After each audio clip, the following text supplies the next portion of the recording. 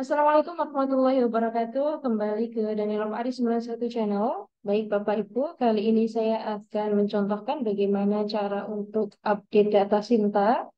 Karena memang kita diwajibkan untuk update Sinta 3.0 sampai besok ya, tanggal 9 November 2023. Nah, apa saja komponen yang harus diupdate? Mari sama-sama kita ketahui. Jadi langkah yang pertama, silahkan buka URL sinta.kemdikbud.go.id. Nah, kemudian akan muncul tampilan seperti ini. Silahkan Bapak Ibu untuk login.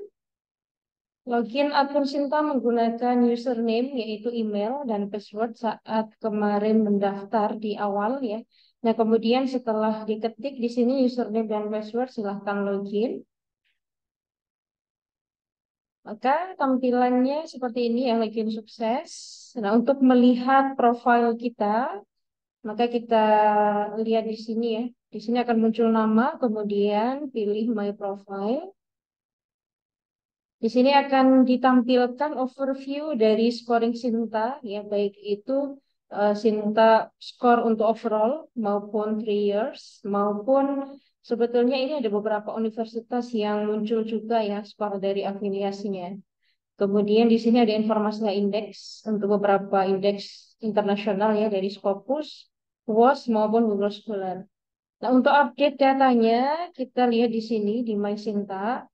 Kemudian di sini akan muncul beberapa menu terkait dengan publikasi yang pernah kita lakukan ya. Di sini ada publikasi Scopus, kemudian publikasi dari WOS, kemudian publikasi yang terindeks Google, kemudian publikasi Garuda, kemudian buku, kemudian HKI dan paten, kemudian research, kemudian pengabdian, dan produk prototype.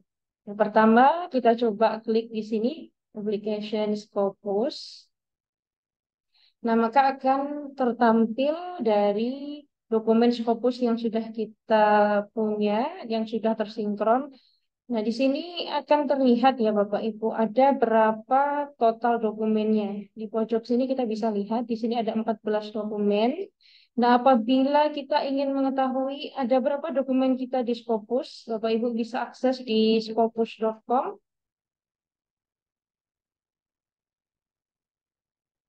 Kemudian pilih di sini ya, author search. Silahkan ketik dari last name-nya, kemudian first name-nya, dan afiliasinya.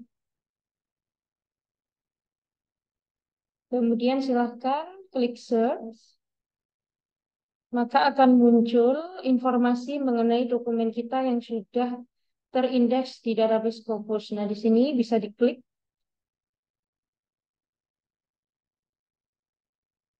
Di sini sudah diketahui ya jumlah sitasnya ada 15 dari 7 dokumen, kemudian jumlah dokumen atau artikel yang sudah terindeks di Scopus ada 14, kemudian H-index.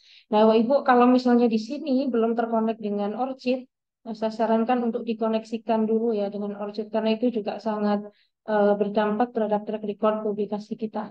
Nah, jadi di sini 14 dokumen, kita lihat di Sinta profile kita sudah.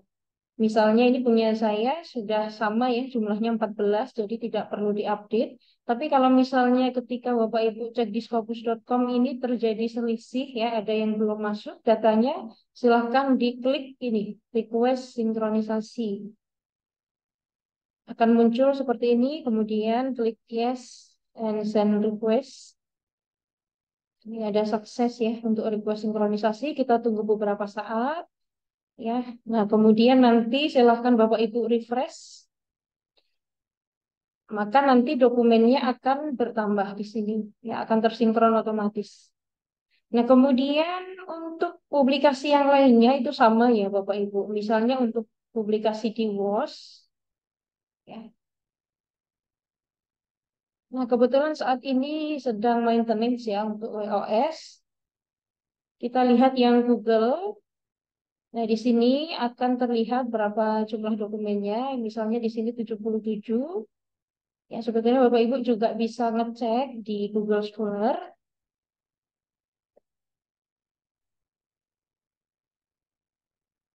kemudian masuk di sini ya, pastikan bahwa Gmail yang terdaftar di Google Scholar ini sudah login, kemudian silahkan pilih My Profile, maka akan muncul di sini dokumen-dokumennya. Nah, di sini bisa di show more. Kalau misalnya masih ada lagi di bawahnya, silahkan diklik lagi. Nah, ini sudah sampai batas akhir ya. Di sini ada 77 artikel. Nah, di sini juga sudah ada 77 artikel. Kalau misalnya terjadi selisih, Bapak Ibu silahkan klik lagi di sini, request sinkronisasi.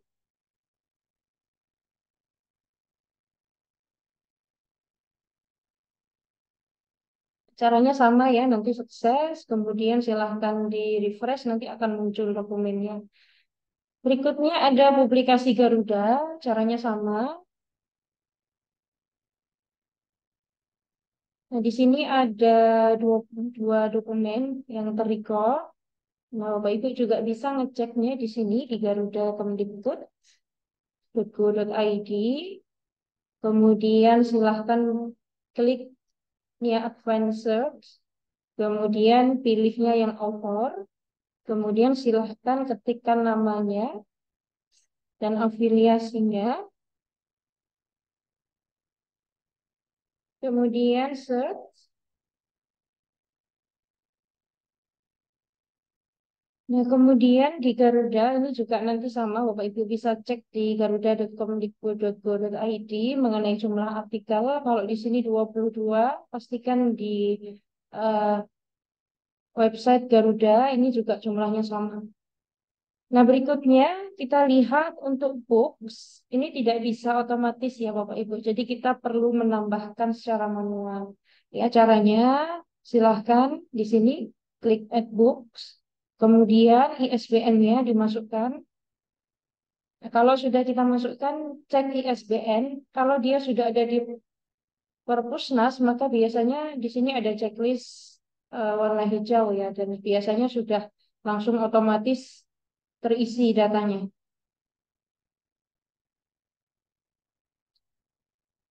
Kalau misalnya belum ada di Perpusnas, nah seperti ini ya. Kalau misalnya belum ada, berarti kita input saja secara manual.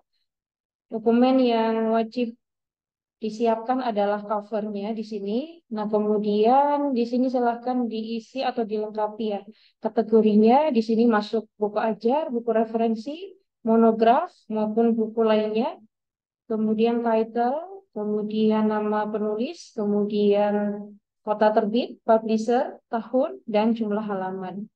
Sini bisa kita tambahkan untuk cover bukunya, kemudian silakan diklaim buku. Nah, selain buku juga kita bisa menambahkan IPR, ya, yaitu bisa HKI, berupa hak cipta maupun paten. Caranya sama ya, Bapak Ibu silahkan klik di sini ada add IPR.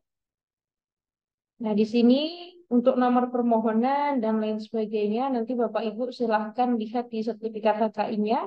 Ini bisa dilengkapi ya. Ini saya contohkan satu nomor permohonan, kemudian silahkan diklik cek IPR. Nah, di sini kalau misalnya sudah terlink dengan websitenya DJKI, biasanya akan langsung muncul di sini informasinya. Kemudian silahkan nanti diklaim IPR. Nah, perlu diperhatikan bahwa buku dan IPR ini tidak bisa secara langsung terupdate ya scoringnya pada skor profil kita. Tapi di sini perlu dilakukan verifikasi oleh verifikator Sinta yang ada di Universitas Bapak Ibu sekalian. Ya, buku dan IPR. Nah, kemudian untuk research ini sebetulnya juga bisa kita request sinkronisasi ketika misalnya ada beberapa record kita pernah mendapatkan dana hibah yang itu bersumber dari Kemdikbudristek. Itu kan pasti terdata di Bima ya, di website Bima. Nah, itu bisa kita request sinkronisasi di sini. Tapi kalau misalnya itu berupa penelitian internal dari Universitas Bapak Ibu atau pendanaan dari non-Kemdikbudristek, nanti Bapak Ibu bisa minta diinputkan oleh LPPM di Universitas Bapak Ibu masing-masing. Termasuk di sini juga sama pengabdian. Ini kalau bersumber dananya dari Kemdikbudristek, maka kita minta request sinkronisasi supaya datanya tertarik dari Bima, tapi jika itu dari pendanaan internal atau bersumber dari dana pribadi, bisa minta diinputkan oleh LPPM. Berikutnya juga sama untuk yang produk dan prototipe. Jika Bapak Ibu memiliki luaran dari riset yang berupa produk maupun prototipe, itu bisa diinputkan di sini.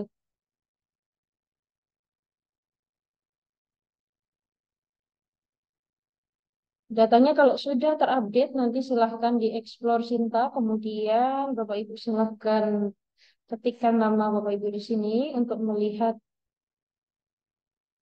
rekamannya secara lebih jelas ya. Di sini akan kita bisa lihat mengenai jumlah publikasi, kemudian citasi, indeks ya, dan lain sebagainya. Kemudian untuk mengecek apakah sudah masuk tadi yang sudah kita inputkan, kita bisa lihat di sini ya.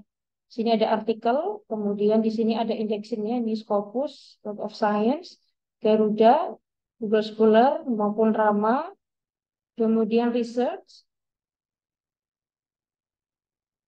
Ya, di sini bisa terlihat, kemudian community service yang bentuk pengabdian tadi, kemudian IPR, di data HKI dan paten ya, atau hak cipta dan paten, kemudian data buku. Di sini juga sudah terlihat. Kemudian di sini Bapak Ibu bisa mengecek di matrix ya.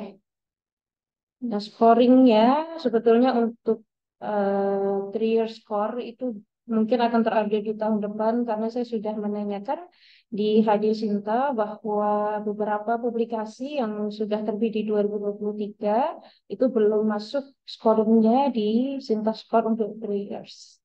Oke, baik Bapak Ibu, demikian informasinya. Terima kasih. Wassalamualaikum warahmatullahi wabarakatuh.